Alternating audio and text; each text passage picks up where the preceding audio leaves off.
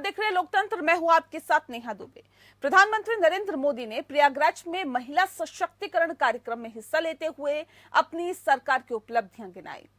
PM Modi ने इस मौके पर दीनदयाल अंत्योदय योजना के तहत यूपी के स्वयं सहायता समूहों को 1000 करोड़ रुपए ट्रांसफर किए। वहीं प्रधानमंत्री ने विपक्ष पर भी जमकर निशाना साधा। अपने खास कार्यक्रम लोकतंत्र में देश में महिला सशक्तिकरण की सियासत पर बात करेंगे, लेकिन उससे पहले नजर डालते हैं इस रिपोर्ट पर।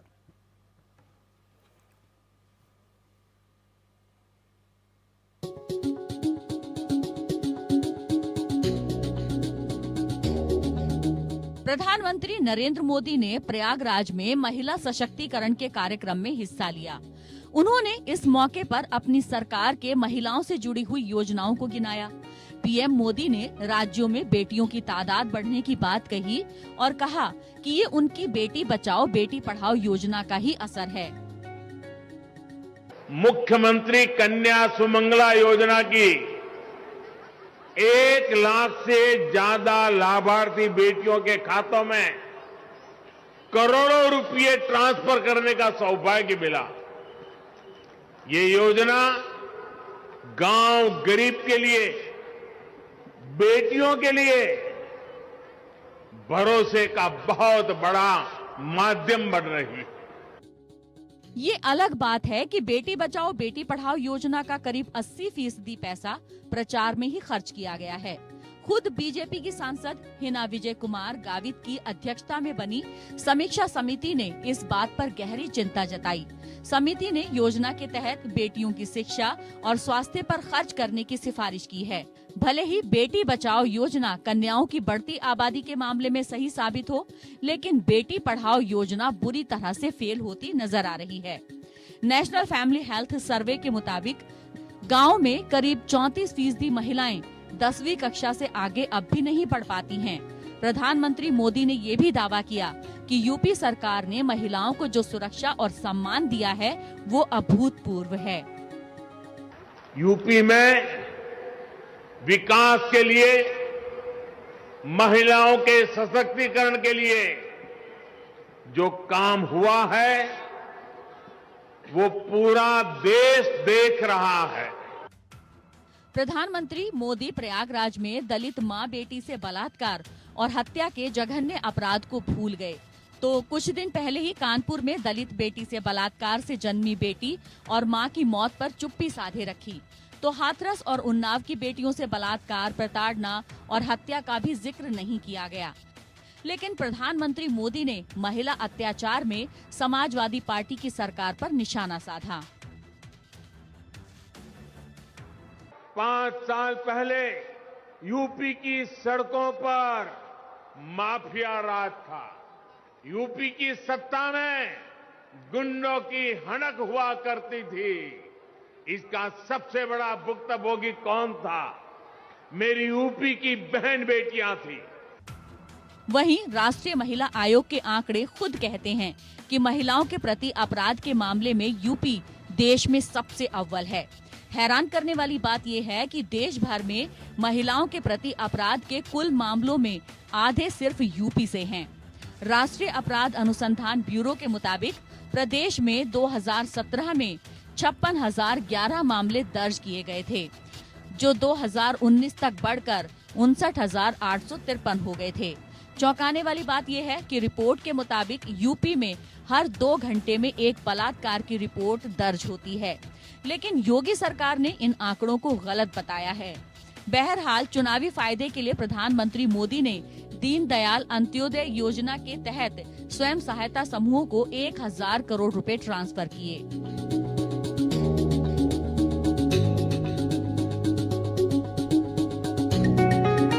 पीएम मोदी ने सखियों के रूप में काम करने वाली 20,000 महिलाओं के खाते में 4-4 हजार रुपए ट्रांसफर किए, तो मुख्यमंत्री कन्या सुमंगलम योजना के तहत 1 लाख लोगों को 15-15 हजार रुपए भी ट्रांसफर किए गए।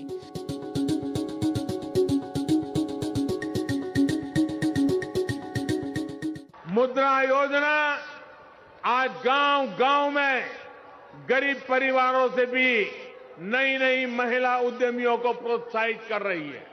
इस योजना के तहत मिले कुल ऋण में से लगभग 70% महिलाओं को दिए गए हैं।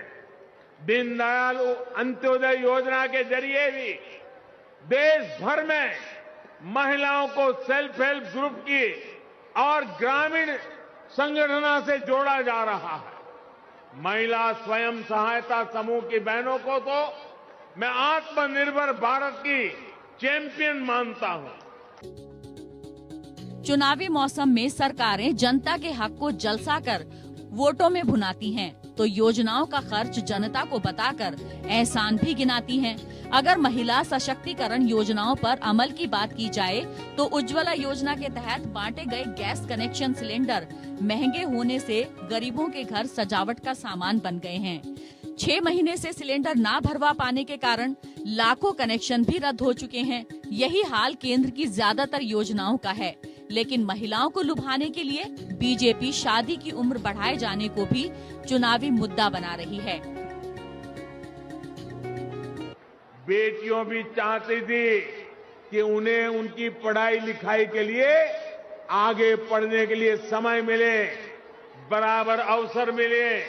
इसलिए बेटियों के लिए शादी की उम्र को 21 साल करने का प्रयास किया जा रहा है। शादी की उम्र को लेकर सबसे ज्यादा मुस्लिम नेताओं को उग्र है। ऐसे में उनके विरोध को मुद्दा बनाकर हिंदू वोटों का ध्रुवीकरण करने की योजना है। कुछ भी हो, कांग्रेस महासचिव प्रियंका गांधी ने यूपी के 6.5 करोड़ महिला मतदाताओं को फोकस कर चुनाव की दिशा बदल दी है और नरेंद्र मोदी के 2 बार प्रधानमंत्री बनने में महिला वोटरों का बड़ा योगदान भी रहा है। पीएम मोदी इन्हें साइलेंट वोटर कहते हैं। इसीलिए यूपी की सियासत में महिलाओं को तवज्जो मिलना शुरू हो गया है। एपीएन न्यूज के लिए अंशुमान त्रिपाठी की रिपोर्ट।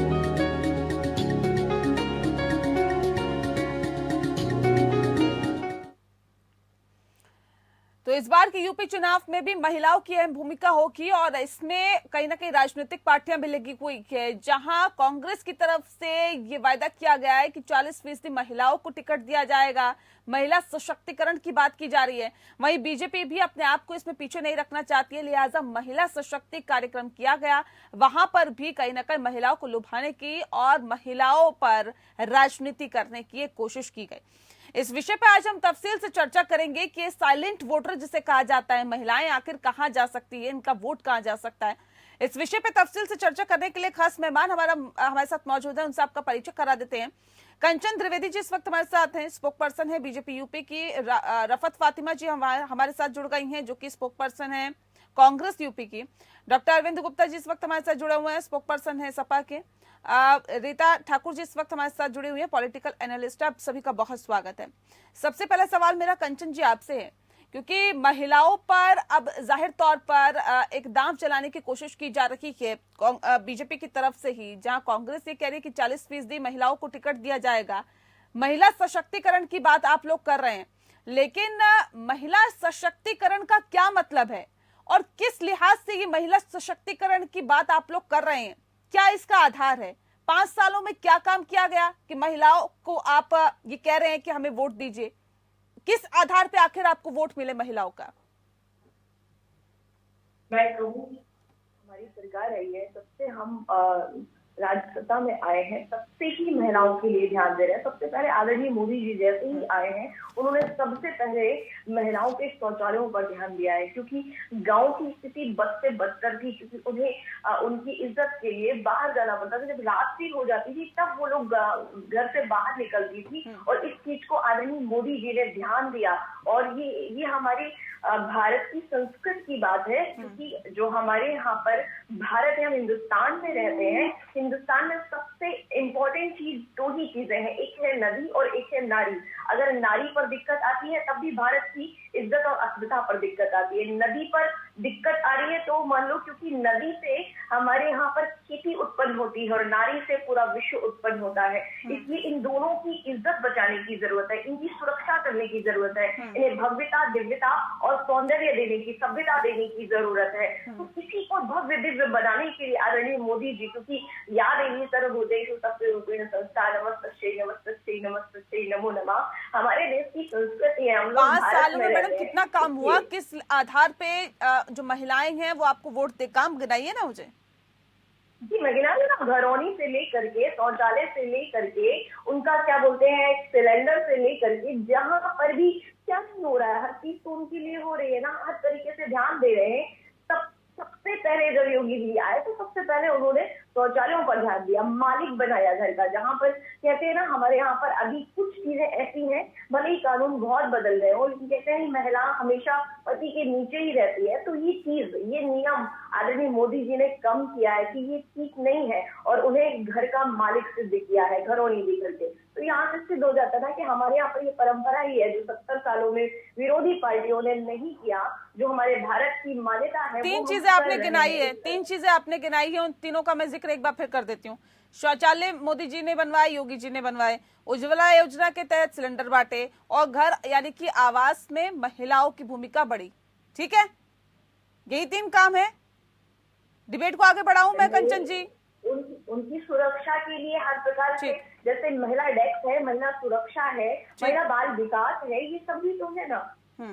ठीक है, महिलाओं की सुरक्षा के लिए।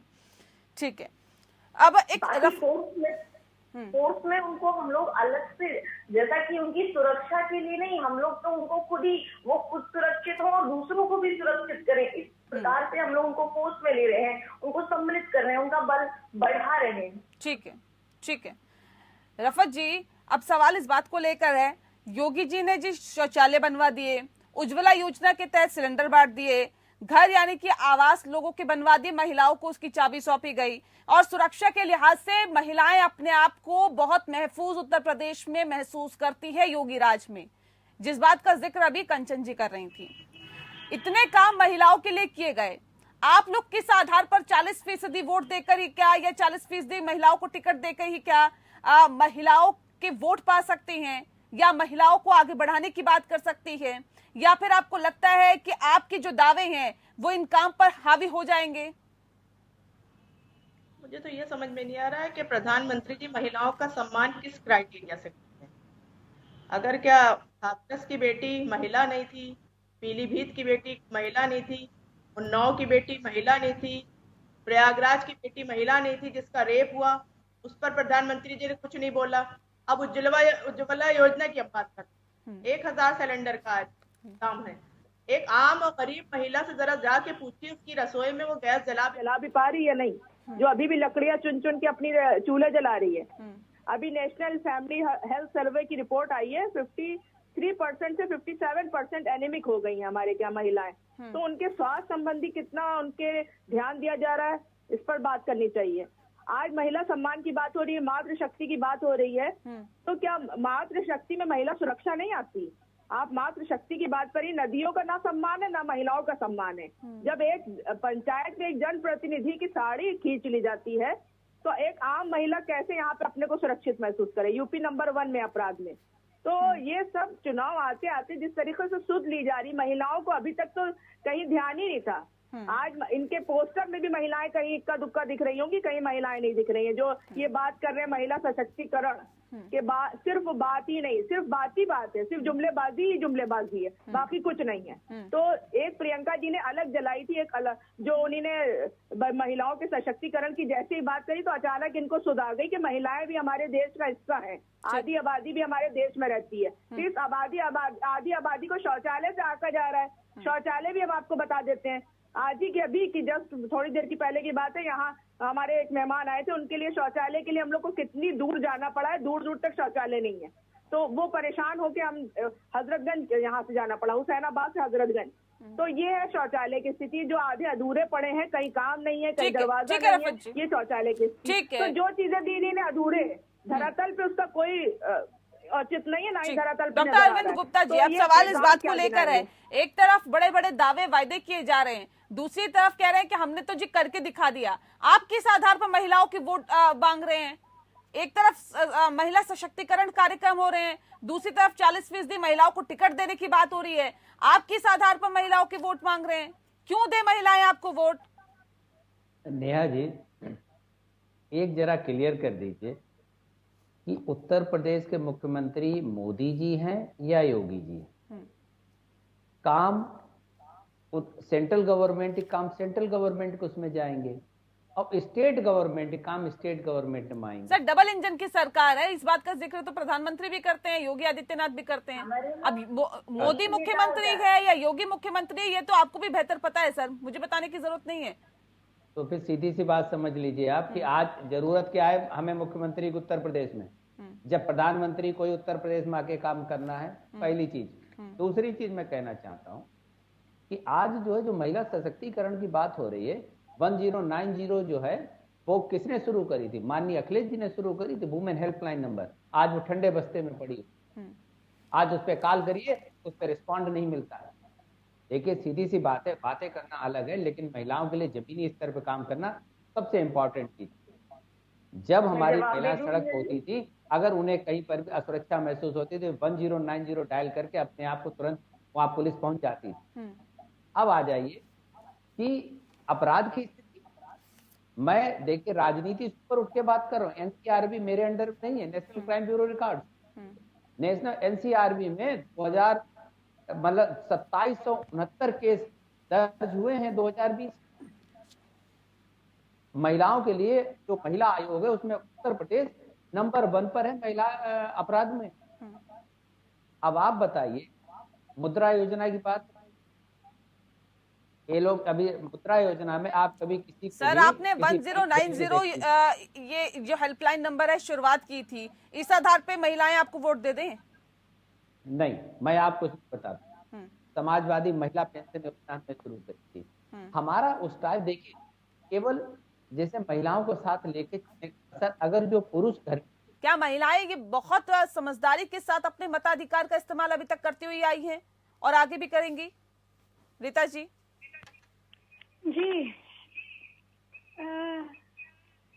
निधि जी, मैं अपनी बात शुरू करना चाहूंगी इस बात से, विवेकानंद जी की बात से, कि कोई समाज कितना प्रगतिशील है।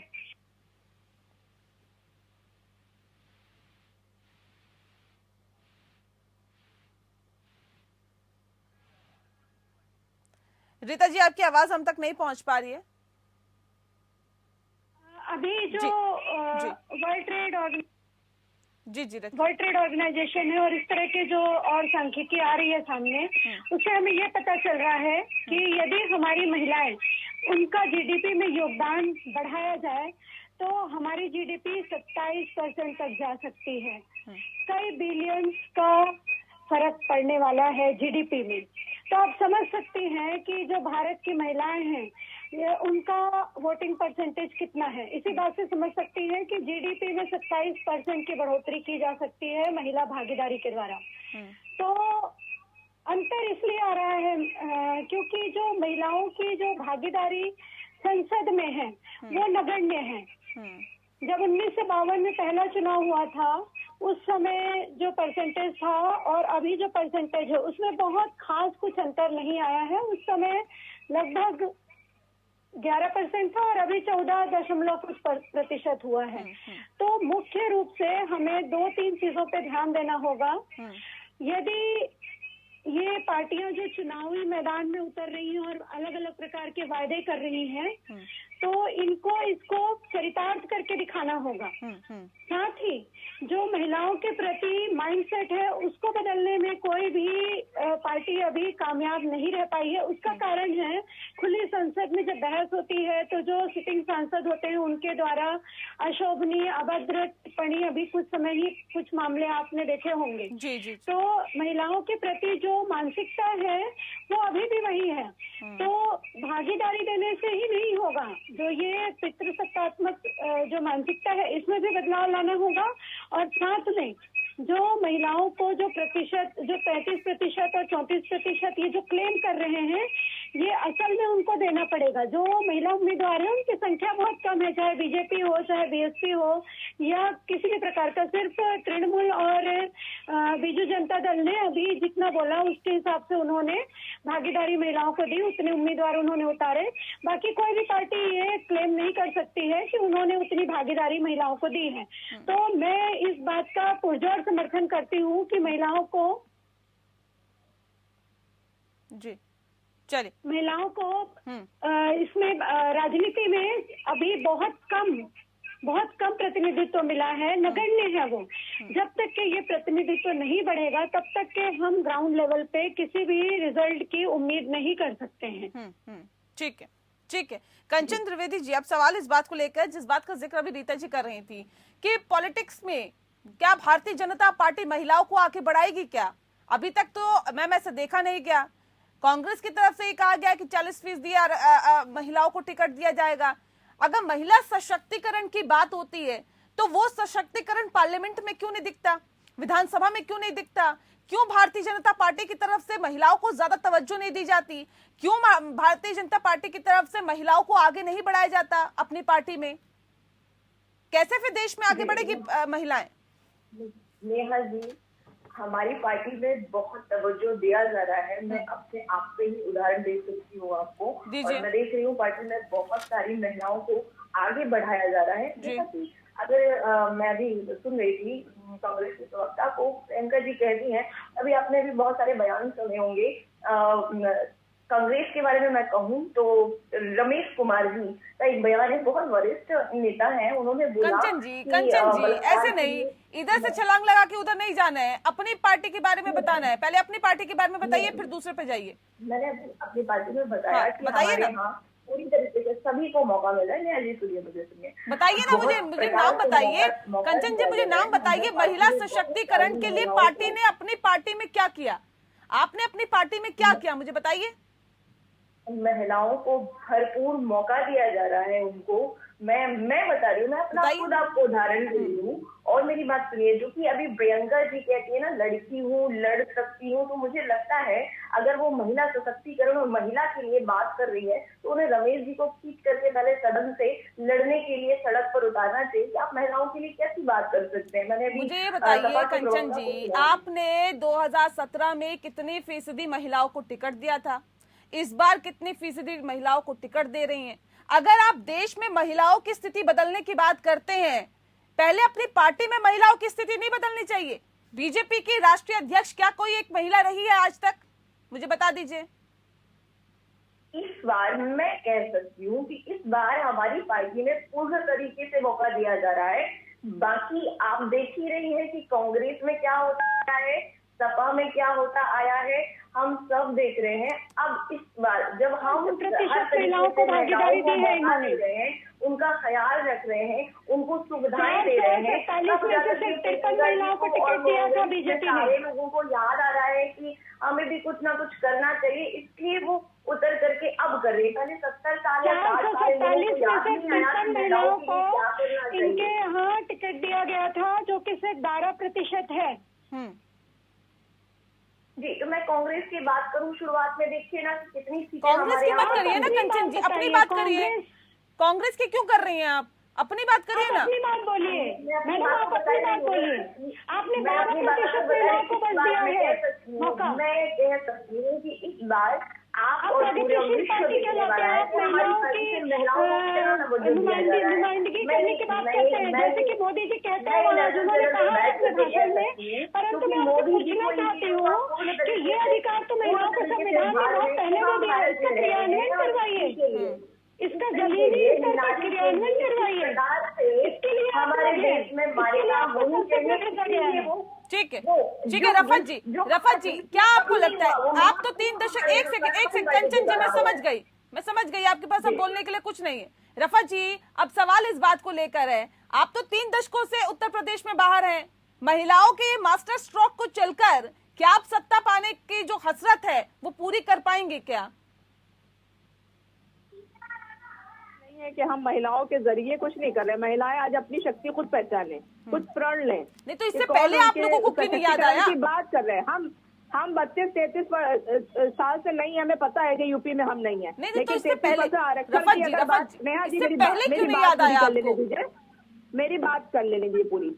हमारा इतिहास, आप कांग्रेस का इतिहास अभी कंचन जी जैसे बता रही थी, इनको पता होना चाहिए कांग्रेस ने महिला प्रधानमंत्री अगर दी है तो कांग्रेस ने दी है, महिला स्पीकर कांग्रेस ने दी है, महिला गवर्नर दी है, महिला सीएम भी यूपी की सुचेता कृपलानी कांग्रेस की है। तो महिलाओं का बराबर से भागीदारी अगर किसी ने दी है तो कांग्रेस ने दी है। 33% आरक्षण की सोनिया गांधी ने जो बात करी तो कांग्रेस ने दी है। पंचायती राज में महिलाओं को अगर भागीदारी की तो कांग्रेस ने दी है। 15 से 20 नहीं, तो जब हम सरकार में नहीं है, जब हम आएंगे तो ही हम कर सकते हैं ना, जब हम आएंगे तो ही कर सकते हैं। तो हम महिलाओं को सशक्त करने के हम आपको सत्ता में उस समय थे। रीता जी की बात नहीं, आप मुझे बता दीजिए रफत जी एक सेकंड, उत्तर प्रदेश में तो आप सत्ता में नहीं है, राजस्थान में कितनी महिलाओं को आपने टिकट दिया, कितनी महिलाओं को आपने मंत्री बनाया, पंजाब में कितनी महिलाओं को आपने मंत्री बनाया, बता दीजिए। जो आपके हाथ में है वहां तो बता दीजिए कि कितनी महिलाओं को आपने तवज्जो दी।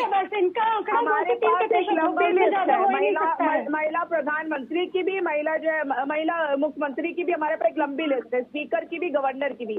हम भाजपा से कहेंगे कि इसने 5 साल में क्या करा है महिलाओं के लिए, फिर वही बात है, सत्ता में कौन वो है? आपके पाले में गेंद फेंक देती हैं, आप उनके पाले में। आप अपनी बात करिए ना। अभी हम यूपी की बात कर रहे हैं, नहीं हम नेशनल टीम में नेशनल बात नहीं कर रहे, हम यूपी की बात अभी कर रहे हैं। क्योंकि प्रियंका जी जब से इंचार्ज हुई है तो प्रियंका जी महिलाओं के लिए काम कर रही यूपी में, जब से मुख्य भूमिका में है। सरपंच जो महिला सरपंच है आज भी वो अपनी स्थिति को नहीं पा पाई है। क्या कांग्रेस की उपलब्धि है इसमें? महिलाओं की जो स्थिति, अगर किसी ने जो है वो 32-33 साल में यूपी में जो महिलाओं को बधा ली है, वो जो सरकारें रही है, रीजनल पार्टीज रही है, उनका ये वो हुआ है, उनकी वजह से ऐसा हुआ है जो महिलाओं की स्थिति है। बीजेपी की जो बात ये कह के आप अपने आप को पाक साफ नहीं दिखा सकते हैं, कांग्रेस पार्टी पल्ला नहीं झाड़ सकती कि जी हम तो सत्ता में रहे नहीं। आप जहाँ सत्ता में थे वहां पे भी आपने महिलाओं को लेकर, उनके उत्थान को लेकर बहुत बेहतर काम नहीं। विपक्ष में रह के भी मुख्य विपक्ष की तरह अगर किसी ने कोई मुद्दों पे बात करी तो सिर्फ प्रियंका जी ने करी। अगर हाथ विपक्ष में रह के तो मैडम सभी बात करते हैं, विपक्ष में रह के तो सभी बात करते हैं रफत जी। नहीं, सत्ता पक्ष में रह के अगर आप काम करें तब तो समझ में आए ना। सत्ता को जो करना चाहिए था वो विपक्ष, वो पार्टी महिलाओं के वोट जब मांगती है तो आखिर किस आधार पर मांगती है? क्या इसी आधार पर आपको वोट दे दे महिलाएं कि आपने 1090 की शुरुआत कर दी थी, आपने महिला समाजवादी महिला पेंशन की शुरुआत कर दी, इसी आधार पर आपको वोट दे दे क्या महिलाएं? देखिए नेहा जी, मैं आपको एक बात बताऊं, अगर राजनीति से ऊपर की बात करी जाए तो देखिए एक संवैधानिक व्यवस्था ऐसी होनी चाहिए कि 40% जो है, चाहे कोई भी इलेक्शन, चाहे एमपी का हो, चाहे एमएलए का हो, चाहे किसी का भी इलेक्शन हो, 40% फिक्स भागीदारी महिला कैंडिडेट आपको देनी ही पड़ेगी। देखिए सीधी सी बात है, भारत का बहुत, देखिए पिछली अगर परंपराएं देखिए, जो हमारी कुरीतियां पैदा हुई समाज में, उसमें जो सबसे ज्यादा जो है जो दुख भोगा है वो महिला समाज ने। तो मैं एक चीज कहूंगा कि देखिए जब संवैधानिक एक नियम बन जाएगा कि हर पार्टी को 40% या 50%, वैसे सही बात तो मैं आपको बताऊं 60% होनी चाहिए महिलाओं की भागीदारी, 40% पुरुष की होनी चाहिए। डॉक्टर अरविंद गुप्ता, बात तो आप बिल्कुल सही कह रहे हैं, बहुत अच्छे विचार आप रखते हैं, लेकिन क्या ये विचार आपने अपनी पार्टी में नहीं रखे? देखिए मैं आपको एक बात बताऊं, ये कार्य जो है वो सेंट्रल गवर्नमेंट का होता है। सेंट्रल गवर्नमेंट ही सर पार्टी का डिसीजन लेने का अधिकार क्या सेंट्रल गवर्नमेंट का होता है क्या? कैसी बात आप कर रहे हैं अरविंद जी? नहीं, मैं आपकी बात से सहमत हूँ। देखिए मेरी बात, मैं नेहा जी, मैं ये नहीं कह रहा हूँ कि हमारे किसी भी पार्टी ने अभी तक महिलाओं को यथोचित जो है वो उतना परसेंटेज नहीं दिया है, मैं इसे स्वीकार करता हूँ। मैं ये नहीं कह रहा हूँ कि हमने कोई बहुत अच्छा कुछ कर दिया। मेरा तो सीधा सा सवाल है ना सर आपसे, महिलाओं का क्या गुनाह है? क्या आप मुझे ये बताइए, किसी भी पार्टी को उनको वो उनका अधिकार देने में इतनी तकलीफ हुई 70 सालों तक?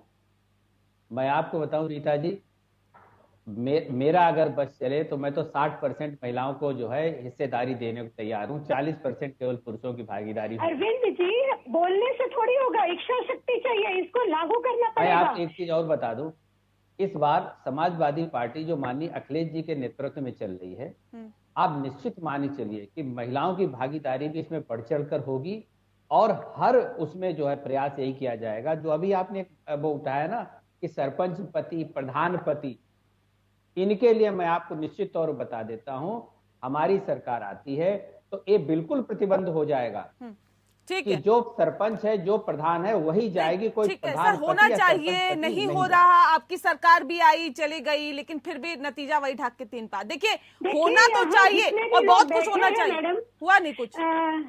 नेहा जी, यहाँ जितने भी लोग बैठे हैं, मुझे ऐसा लगता है युद्ध स्थल पे आने के बाद युद्ध की तैयारी करते हैं, इस तरह के लोग भेजे जाते हैं शायद।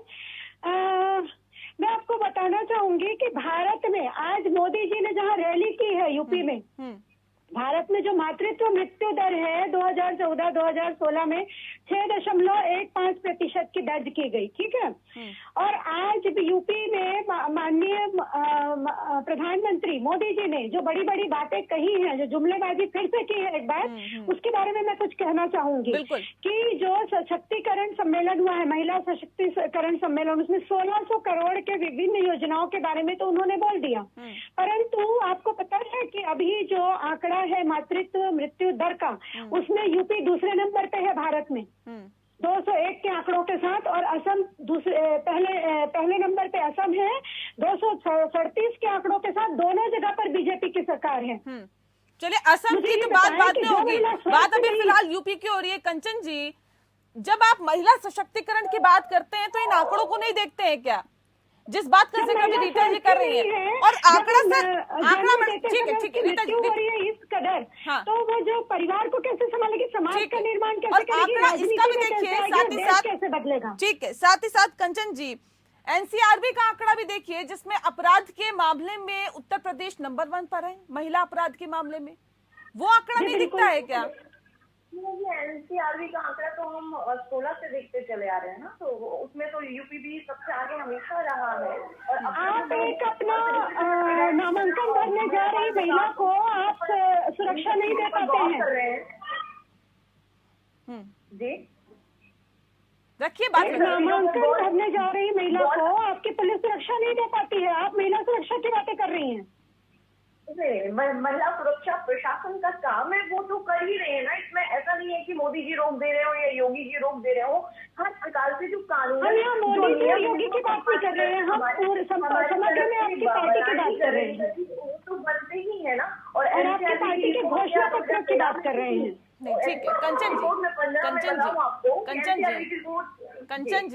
कंचन जी, अगर महिला सुरक्षा पुलिस के हाथ में है, प्रशासन के हाथ में, फिर योगी और मोदी की तरफ से ये क्यों दावे किए जाते हैं, क्यों नेताओं की तरफ से दावे किए जाते हैं कि अगर हम सत्ता में आएंगे तो हम व्यवस्था को बेहतर कर देंगे, महिलाओं की सुरक्षा के लिए कदम उठाएंगे? ये दावे और वायदे क्यों? और अगर किए जाते हैं तो फिर जिम्मेदारी भी बनती है। वो पूरे हुए हैं, चाहे वो नदी के लिए हो, चाहे नाली के लिए हो, चाहे किसान के लिए हो, या फिर किसी भी प्रकार से गरीब के लिए हो। ये तो है नहीं कि कांग्रेस की किसानों की शहीदी करके तपस्या के रूप में और महिलाओं को रात में रेप के बाद ठीक है रीता जी मैं आती हूँ उनको जला के ठीक की कोशिश कर रहे हैं और सुधारने जो डैमेज चीजें हैं वो सुधारने में। दूसरी बात मैं कहूँ कि जिस प्रकार से आप देख रहे होंगे कि ये जो पार्टियां हैं जो कर रही है कि कोई एक बयान दे रहा है कि नहीं लड़कियों को पढ़ाना नहीं चाहिए, लड़कियों को 21 साल में शादी नहीं करनी चाहिए, लड़कियों को ऐसा नहीं करना चाहिए। एक कोई बड़ा नेता आकर के बोल रहा है कि नहीं वो तो आवाज ही करेंगी, तो इन सब लोगों से तो बेहतर है ना, ये लोग जो दोष दे रहे हैं वो महिला सशक्तिकरण की बात भी कैसे कर सकते हैं। हम लोग तो उनका पूरा ख्याल कर रहे हैं ना, जब से हम आए हैं तब से घरौनी से लेकर के आवास तक हम लोग ध्यान दे रहे हैं, उनके शौचालयों तक ध्यान दे रहे हैं, उनकी सुरक्षा तक ध्यान दे रहे हैं, एनसीआरबी की रिपोर्ट तक ध्यान दे रहे हैं। तो फिर आप लोग किस बेस पर, अब भाई हम लोग कुछ अच्छा कर रहे हैं तो बेशक बात है, जब अच्छा होता है तो फिर नहीं मर्जी विरोध तो होना ही होना है। और फिर मैं एक बात आपसे कहूँ, जैसा कि अभी कांग्रेस की प्रवक्ता बोल रही थी, हमारे सपा के प्रवक्ता बोल रहे थे, तो इनके अभी ताजा बिल्कुल हम बयान सुन रहे हैं। हम ना तुम लोग नेताजी के पास जा रहे हैं, ना आजम खान जी के पास जा रहे हैं, हम अभी ताजा बात कर रहे हैं जो अभी राकेश जी ने दिया बयान और वंश साहब ने जो बयान दिया उसके तहत देखें तो रामचरितमानस में मैं राम की बात जरूर करूंगी क्योंकि हम लोग संस्कृति से जुड़े हुए हैं। रामचरितमानस में एक बहुत अच्छी चौपाई है, दोष दे जननी जड़ से ही जिन गुरु साधु सभा नहीं सही, जिन्होंने जननी को, जिन्होंने नारी को, जिन्होंने डॉक्टर अरविंद गुप्ता, नेताओं पर कैसे लगाम लग पाएगी? आप लोगों के नेता तो महिलाओं के लिए ऐसे अपशब्दों का इस्तेमाल कर देते हैं। आप लोगों की तरफ से कहा जाता है जी हम तो अगर सत्ता में आ गए तो हम महिला सुरक्षा के लिए कदम उठाएंगे। कैसे उठाएंगे? कैसे महिलाएं अपने आप को ये समझे कि हम सपा को वोट दे दें और हम सुरक्षित रहेंगी? नेहा जी, मैं एक चीज आपको बता दूं, जो भी नेता जो है अगर महिलाओं के लिए अभद्र भाषा का उपयोग करता है, मैं उसकी कड़ी निंदा करूं। और समाजवादी पार्टी किसी भी तरीके से, पार्टी ने क्या एक्शन लिया? निंदा करने से क्या होगा अरविंद जी? देखिए, मैं आपको बताऊं, कुछ अधिकार जो मेरे हैं उनके बारे में मैं कह सकता हूं, इतना मैं जरूर कहूंगा। आप पार्टी के प्रवक्ता हैं अरविंद जी, ऐसा नहीं होता। आप निजी तौर पे कोई काम नहीं करें। हमारी पार्टी किसी भी तरीके से किसी भी महिला के लिए अगर अभद्र टिप्पणी होती है तो उसकी पार्टी बिल्कुल भी उसके साथ नहीं खड़ी। मैं आप सीधी बात समझ लीजिए, मैं हमारे लिए हमारी बेटियां जो है हमारा गौरव है और हम उनका सम्मान करने के लिए विज्ञापनों में ही खर्च हो गया। लेकिन प्रधानमंत्री जब प्रयागराज पहुंचते हैं तो इसी बेटी बचाओ बेटी पढ़ाओ योजना का ही जिक्र करते हैं, वो शौचालयों का जिक्र करते हैं, उज्ज्वला योजना का जिक्र करते हैं, सुरक्षा का जिक्र करते हैं। लेकिन जो तमाम चीजें निकल के, जो आंकड़े निकल के सामने आ रहे हैं, ये कहीं ना कहीं सवाल खड़े करते हैं। क्या ये मुद्दे भी उठाए जाएंगे क्या चुनाव में? बिल्कुल, देखिए महिलाओं का ये मुद्दे, तो महिलाओं के मूल मुद्दे क्या हैं? आज महंगाई से अगर त्रस्त है तो महिला घर की होती है। पहले वो अपने किचन में जो है भोजन के लिए वो परेशान होती है अपने बच्चों के लिए।